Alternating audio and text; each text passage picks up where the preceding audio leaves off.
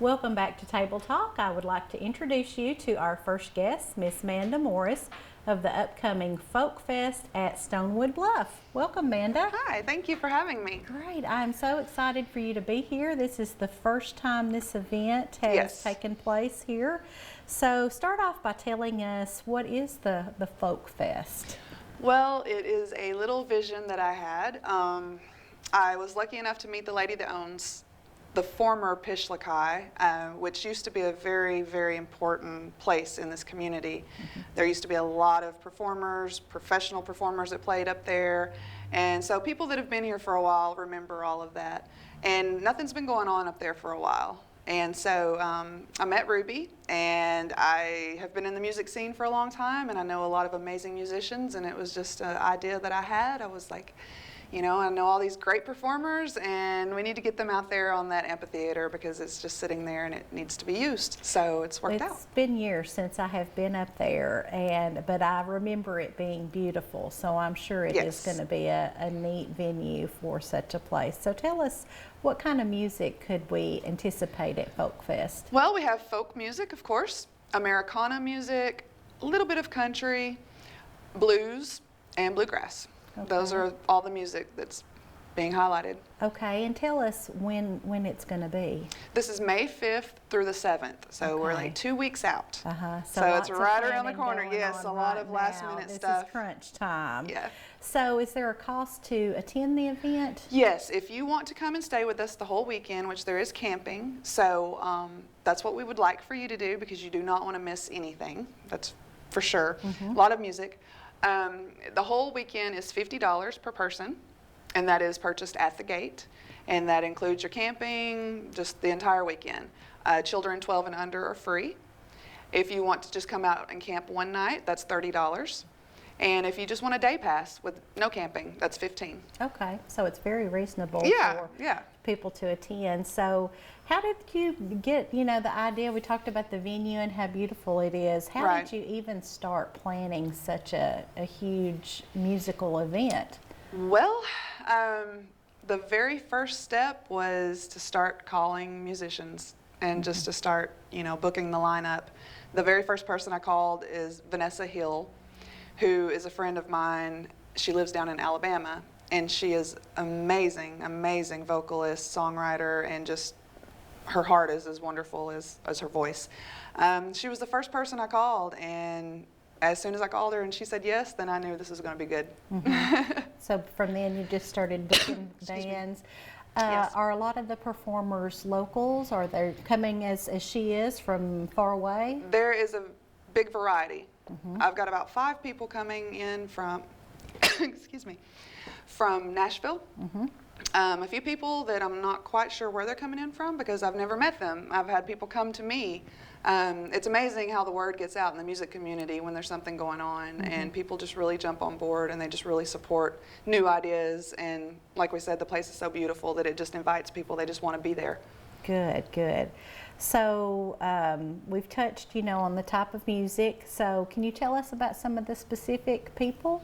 Yeah, I've got the whole lineup right here. If we've got a minute to go through it. We'll go through part of it. Okay, so Friday the gates are going to be open at 12 to the public, 12 noon.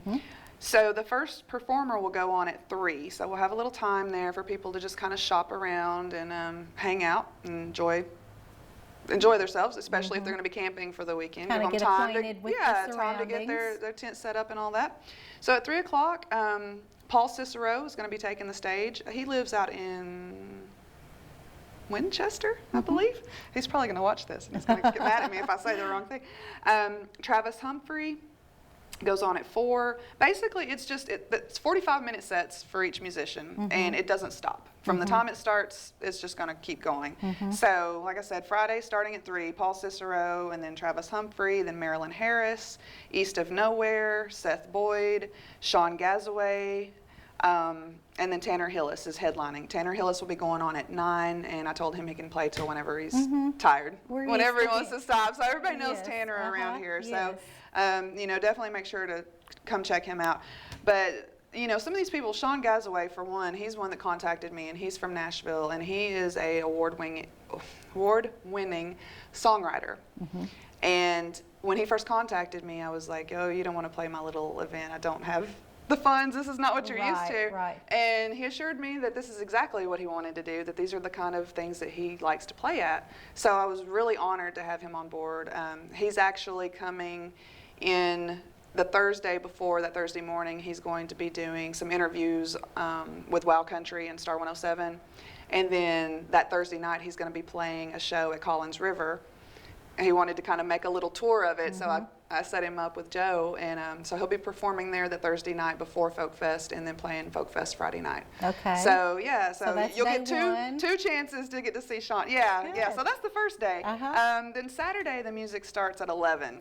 Okay. And it's just nonstop, and it just goes on. I've got Miranda Miller, Valkyrie Peterson, Charlie Williams, The Company I Keep. I know a lot of people are familiar with them. Yes. David Watson, Phil Holland, Kevin Myers, and Barry Bloodworth. The three of them are doing a set together. A lot of people know those guys. Barry Bloodworth is the Native American flute player. Oh, that'll be beautiful. Yes, he is amazing. Yeah, I've already had him up there once for something I did back in December. So it was really nice. Then Vanessa Hill. Leonard Anderson, I cannot say enough about this man. If anyone is watching this and if they have any kind of appreciation for folk music, you have got to come out and hear Leonard Anderson. It does not get more folk than this guy. He is just a straight out storyteller, harmonica player, guitar player. He's just incredible. Very humorous, very, very funny guy. Then we've got Just Looking Around. A lot of people know them. And then Travis Bowling will be headlining Saturday night. And Travis Bowling, if you've never heard him, do yourself a favor and come hear him. He is phenomenal. Well, let's talk about that. If someone, we've first of all, where can we find the information for the lineup? Facebook. Okay. Please just go to Facebook, Folk Fest at Stonewood Bluff. Check out the page. When you put that in, there's going to be several pages that pop up, because a lot of the musicians have been very, very good on advertising and promoting this event. And so they've made their own pages. But the original page is the one with the beautiful sunset. That is the actual venue. That is what it looks like. So you need to be up there to watch the sunset. Yeah, that's where you go and find everything that you need to find. There's posts on there from the musicians so you can hear the music. There's vendor posts on there. Well, it's a very, very, very active page. I was going to ask if we wanted to listen to some of that. Yes, the whole lineup is on there. Okay, so we could like put their name in Spotify or something like that, or You're asking the wrong person. I am not. I'm sure when we put their name, it's going to come up to different links. A lot of artists have things on YouTube and things like that. Yeah, all of these artists do. And that's one thing I wanted to say about the artists as well. Every single one of these musicians are singer-songwriters. Every one of them. So that makes it really unique and really, really special. It's just top quality. They're amazing. Yes, they are. So tell us a little bit, Mandah, about the venue itself. Like I said, it has been years since I have been up there. Kind of refresh my memory on what all that venue has to offer. Well, it used to be a restaurant. A lot of people remember it as a restaurant. The restaurant is no longer there. The building is there, but it's not utilized for that. So really now it's just, we're focusing on the camping, which that didn't used to happen years ago up there. So that's a new kind of twist to it. It's just, there's a lot of land, and why not, And like I said, seeing the sunset up there is just amazing. And I've camped out there a few times, and it's just a beautiful place to be. So, you've got the amphitheater there, and really, I mean, you don't need any more than that. Right, just the beauty of being away. There's no interstate close. You don't hear the road. You don't hear roads. You don't hear all that. There's no street lights. You're not. You're really just in a beautiful, beautiful place, and it's a way to check out and just have a break. So there is an amphitheater there. Oh yes, it's a large amphitheater, large stage. Yeah. Okay. Yeah. But one thing I do want to remind everyone: there used to be stadium seating there. That's no longer there. So please don't forget your camping chairs, because the only place to sit is on concrete, and that can get a little rough. We prefer for you not to sit down, just stand up and enjoy the music. Yeah. But just remember to bring your camping chairs, because we don't have that right now. Right. So. I'm sure when, this is going to be a great success and more things may be added. So you mentioned, we've talked about the camping. What is, if someone shows up there, are we talking tent camping, a camper? Preferably. Okay. We really want as many tent campers as possible so we can fit more in, and it's just easier. The situation is, it's kind of slopey. We're dealing with rolling hills up there. So to have a large enough space that's flat for a large camper can be an issue. And it's very rustic. We don't have electricity or running water. We don't have places for campers to plug in and things like that. Right. So that's something to keep in mind. Right. Bring your own water. Yeah. And, if you have a pop-up camper, then that's okay. We can find a spot for you, but we just want to have as little of those as possible. Right. Yeah. More back to nature, the better. Yeah. Right, I can understand that, and it's doable. I have done absolutely. that before. It's the only way I know how to doable. camp. So you're going to have other vendors at the event. Yes. Tell us what we can. Food vendors, jewelry, or anything like that. Yes. Okay. Food. We've got Collins River Barbecue. They're going to have their food truck up there, and they're going to feed us right the whole weekend. Juicy's Wellness, who you're familiar with. Yes. She's going to be there. So those are going to be the main two food vendors. I also do have Kettle Corn. See, I'm going blank on the guy's official business name. Yes. Sorry. I think he comes around quite often. Yeah. So we'll have the kettle corn and cotton candy. So we'll have some snacks. Potentially, hopefully, we'll have a pork rinds guy. He contacted me, waiting to hear back on that. We will have snow cones as well. So those are the foods that we'll have. And as far as vendors, pretty excited about some of these. We've got the balloon dude. He was the first vendor that I had on board. He's a special person. He comes to our annual meeting every year and entertains the kids. Well, yeah, I'm very excited about him being there because anytime that you're having an event like this, and it is kid friendly, and you want to bring your children, you got to do something for them. You got to have something there. So, that's going to be a neat thing for them. I've got a help me with this one. Cincy? How do you say that? Cincy? I can never say that right. Okay, I have a vendor who's coming from, I think, like Chattanooga. That's going to be selling that. LuLaRoe, which is a big popular thing right now, the LuLaRoe clothing. Yes. My friend Amity's coming up from Knoxville, and she's got a booth. She sells that stuff. She's great girl, very, very hard worker. So you'll be able to purchase those clothes there, instead of just buying them online and not getting to see them beforehand. You can actually, and she brings a little camping shower with her, so she has a changing room. She has a changing room. All right. Yeah, I think that's a really neat thing. Heart and Hand Critter Hollow Ranch and Rescue. This is really, really important. This is a new family to our area who are friends of mine now.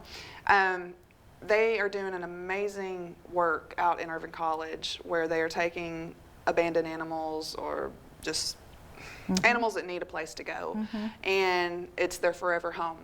They're just fixing them up and keeping them, and they've got this beautiful thing going on out there.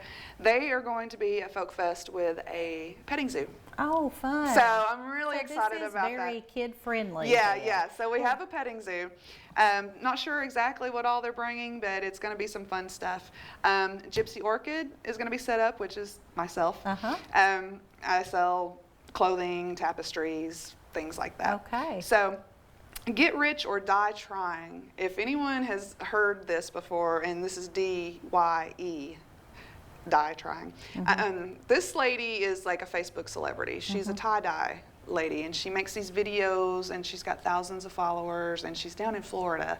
She's never done an event before, and I sent her a little message. I was like, hey, you want to take a road trip? And surprisingly enough, she called me, and she's coming. Wow. And she's so excited because she's never done anything like this, and her tie-dyes are gorgeous. And she's actually made a tapestry just for Folk Fest that has a banjo in the middle of it, and she's going to be giving that away at Folk Fest. All right. So that's a reason to go right there. Yes, it's going to be a really, really neat thing. The Crooked Bench Workshop.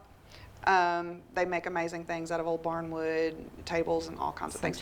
Got a massage set up, Glass Cannon Studios. He's going to be actually doing glass blowing right there in front of you, so you'll get to see that happening. Well, it sounds wonderful. Where I'm already looking forward to it. You're speaking my language here. So, a lot of stuff going on. Tell us, so you're going to have, real quickly, we're running close on time, but the live broadcast of the event. Yes. Talk about that for just a second. WFMCjams.com is a online radio station that I actually work with, and I host a show on there called Nashville Nights. Co-host, I'm sorry. I don't host by myself. But they have become my family, and they are actually going to be there at the event the entire weekend, broadcasting the whole event live, hopefully, as long as the Wi-Fi will work for us. If we're not able to do that, it will be pre-recorded and ran the following week. So that is a big, big thing for the artist, because, you know, it's internet radio, it's worldwide, and it's got really, really good response on listening audience out there. So it's going to be a really, really neat thing. They're going to be there, and so WFMCjams.com. Okay. For those that maybe cannot make it that weekend, yes, for some you can reason, tune in that's and a listen. way to. Well, we are so excited about your event. Look out, Bonnaroo, because, you know, Folk Fest is it's coming. a mini-roo. It should be a lot of fun. Yes. Well, thank you so much, Mandah, for coming. We are so excited about Folk Fest and hosting that in Warren County. Up next, Brian Kell with Miss Mary Walker on one of our favorite events going on in May, Back to the Strip. Up next on Table Talk.